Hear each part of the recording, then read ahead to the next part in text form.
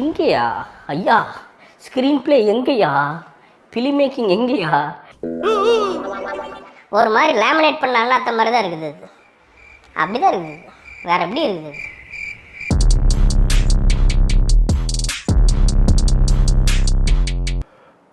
கூலி power house. ஐயோ இவனை ஏன்பா கிட்ட கிட்ட காட்டுறீங்க? என்னதான் கதை? எங்கெங்கயோ போகுது சௌரியத்துக்கு. உருட்டு உருட்டு நல்லாவே உருட்டு. அவங்க சொல்லுவாங்கண்ணா, சொல்றவங்க சொல்லுவாங்கண்ணா, எல்லாமே பாலிடிக்ஸ்ண்ணா. இதுல வந்து பாத்தீங்கன்னா அந்த எத்தனை கொலை நடக்குதுன்னு எவனுக்குமே தெரியாது. இந்த படத்தை பொறுத்த வரைக்கும் எவன் என்ன பயங்கரமா உட்காந்து நோட்டு போட்டு என்ன கூட வந்து எத்தனை கொலை நடக்குதுன்னு எவனுக்குமே கண்டுபிடிக்க முடியாது. அதே மாதிரி இந்த படத்துல கதை என்னன்னு எவனுமே கண்டுபிடிக்க முடியாது. அப்ப சார் ரிவ்யூவரா நீங்க என்ன சார் நோட்ஸ் எடுத்தீங்க அதுல இருந்து? அந்த படத்துல இருந்து அப்ப என்ன பாத்தீங்க நீங்க? அப்போது ஒரு நாள் வந்து குதிரை வந்துச்சா, அதுக்கு பக்கத்தில் முதல்ல வந்து பிஸ்கெட் சாப்பிட்டு இருந்துச்சு. அப்படிங்கிறப்போ எப்படா முதல்ல பிஸ்கெட் சாப்பிட்லாம், குழந்தை எதனா வாயில் வந்து சொல்கிறது தானே, அந்த மாதிரி தான் கதை போகுது. படம் வாட்சபிளாக இருந்தாலும் அது ரொம்ப படுமோசங்கிற மாதிரி நம்ம வந்து ரிவ்யூவில் போட்டு ரோஸ்ட் பண்ணுவோம். இதெல்லாம் ஒரு போப்பாடா தலைவா, நீ சத்தியமாக குடிச்சிட்டு தான் தலைவா போயிருக்க.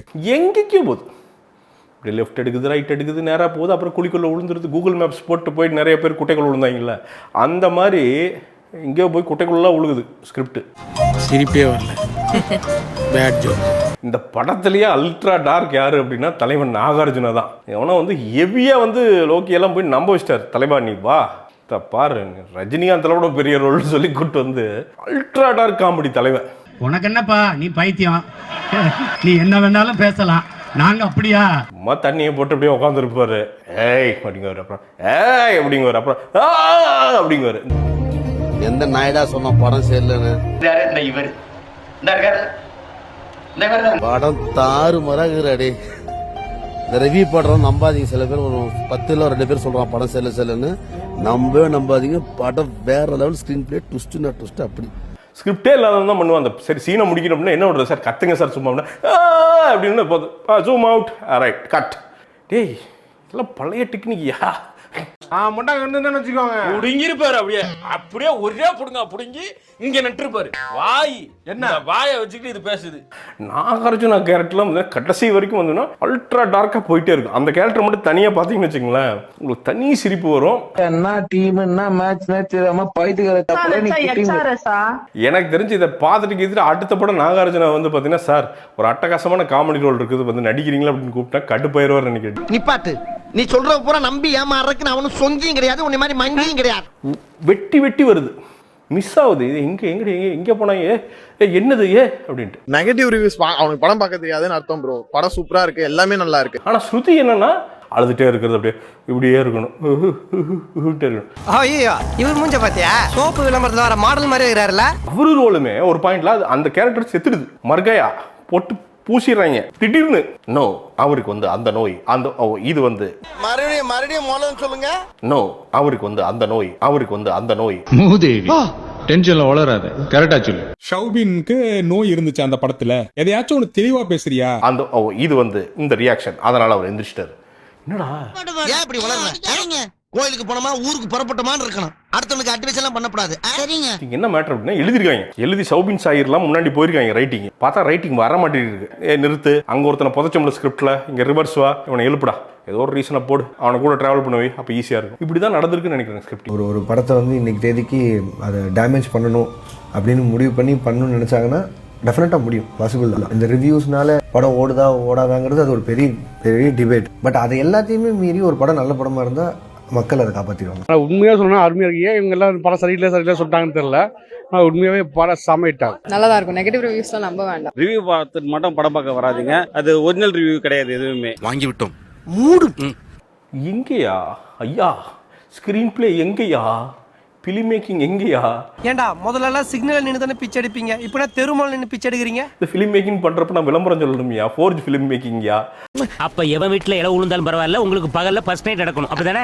எங்கேயா கதை, என்னதாயா கதை சொல்லுங்கயா. என்ன பண்ணணும், என்ன வேணும் உங்களுக்கு ரஜினி சார் படத்துல? என்ன இருந்தா நீங்க போய் நல்ல படம் சொல்லுவீங்க? எனக்கு புரியல. ஆரம்பத்தில் பார்த்தீங்கன்னா அப்படி கறி வெட்டுற வர காமிக்கிறாங்க ரஜினி சாரை. மானா உன கையை முறுக்கிறது அப்படிங்கிறது, அப்புறம் டப்பால் அப்படி நமக்கே டே உழுவானா டே அப்படின்ட்டு. என்ன இத்தனை வருஷம் அவர் பண்ணதுதான் இப்பயும் பண்றாரு. என்ன பிரச்சனை நீங்க சொல்லுங்களேன். இதெல்லாம் எடுக்கக்கூடாதா, என்ன எடுக்கணும்? இது வந்து ரஜினி படம், அவ்வளவுதான். நீங்க அதுல அவர் எப்படி பண்ணாலும் பார்க்காதீங்க. இன்னும் 2 படம் தான் நடிக்க போறாரு, பார்க்காத 2 படம், அவ்வளவுதான். அவரை பார்க்க கோடிக்கணக்கான மக்கள் இருக்காங்க. உங்க 150 பேரோட மோசமான ரிவ்யூனால அவருக்கு ஒன்றும் ஆக போறது இல்ல. அதாவது இந்த ஹாஸ்டல் இருக்கிற, அப்புறம் அந்த ஃப்ளாஷ்பேக் போகிற, அப்புறம் அவனுக்கு அப்பாவா இருக்கிற, அப்புறம் அப்படின்ட்டு வந்து பார்த்தீங்கன்னா நில்றா, ஏன்டா டூ மச்சா பண்ற, நின்னு பேசுறா.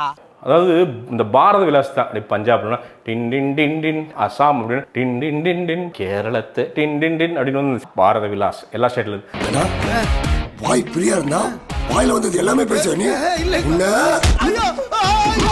என்னது நான் கேட்குறேன். டயர்டாகி உண்மையாக சொல்கிறேங்க, அடே டயர்டாகி என்னதான்டா பார்க்குறேன். நம்ம இன்னும் எல்லாமே பார்த்த படம் தான். உங்கள் வேலை மட்டும் பார்க்குறீங்களா? தேவையில்லாம் பேசாதீங்க. கண்ட நாய்க்கெல்லாம் நான் பதில் சொல்லணும்னு அவசியம் இல்லை. என்ன ஒரு மாதிரி லேமினேட் பண்ண அண்ணாத்த மாதிரி தான் இருக்குது. என்ன ஒரு மாதிரி லேமினேட் பண்ண அண்ணாத்த மாதிரி தான் இருக்குது. அப்படிதான் இருக்குது. உனக்கெல்லாம் வெக்கமே இல்லையாடா? சோறு தானே திங்கிற. எரிச்சல் வருது இவனை. நான் கெட்ட வாரத்தில் திக்கி போயிருவேன். அப்புறம் 1000 கோடியெல்லாம் வந்துடும். ஆஹா, தமிழ் சினிமாவுக்கு முதல்ல 1000 கோடி வரும்டா, போய் பட்டாசை வெடிச்சு பிரியாணி போட்டு என்ஜாய் பண்ணலான்னு பார்த்தா இப்படி பண்ணி பிரியாணி இல்லாமல் எல்லாம் சுக்கு காப்பி சாப்பிட வச்சுட்டீங்க எல்லாத்தையும். பெறப்பட்ட ஓடிஎம் அமௌண்ட் 38. எல்லாம் வெளில வந்தவன் பூரா அப்படியே தான் வந்தான். ஏய் விடுங்கடா அப்படின்ட்டு தான் வந்தாங்க எல்லாரும். தெரியுமா? காமிங்க. ஏங்க என்னங்க காமிங்க என்ன போற போக்குல என்ன பொய்யா சொல்லுவேன் நான். பொய்யாதான் சொல்றீங்க. கண்டிப்பா ஸ்ட்ராங்கா ஒரு சுக்காப்பி அடிச்சாதான், இல்ல உள்ள வர்ற மாதிரி பவர் ஹவுஸ் அடிச்சாதான் பவரா போய் தூங்க முடியும்னு நினைக்கிறேன். அப்படி ஒரு படம் பண்ணி வச்சுட்டார் லோக்கி. இங்க கேக்குறான், கண்ட நாயெல்லாம் புத்தி சொல்லண்டா ஒழுங்காடுறான்னா கேட்கணும்ல. ஆனா முட்டை போடுற கோழிக்கு தான் தெரியும் குண்டி வெளினா என்னன்னு. போங்க, ஒரு ஃபர்கெட்டபிள் ட்ரீம், அவ்வளோதான். அதுதான் வந்து இந்த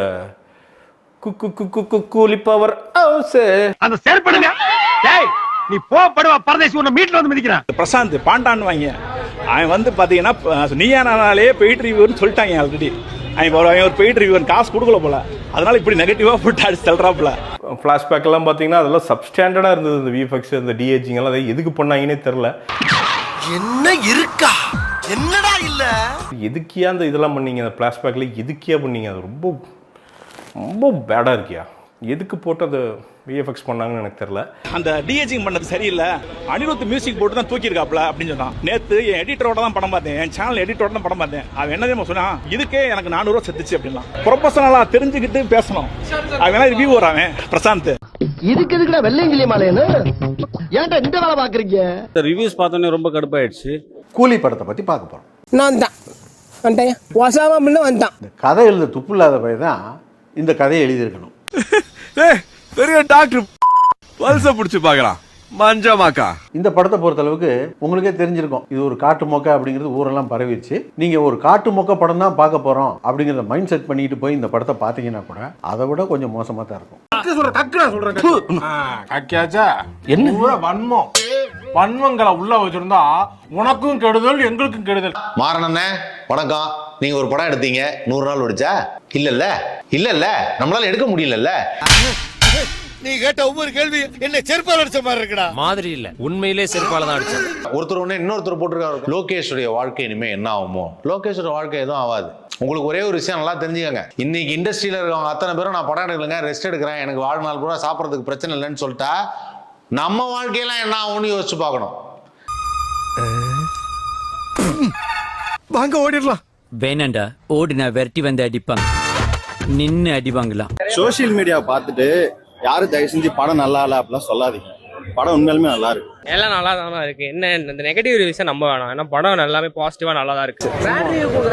போஸ்ட் நெகட்டிவ் அதெல்லாம் சும்மா எதுக்குனே தெரியல. And Tamil cinema, what it's facing is the negative reviews has become a big problem over there.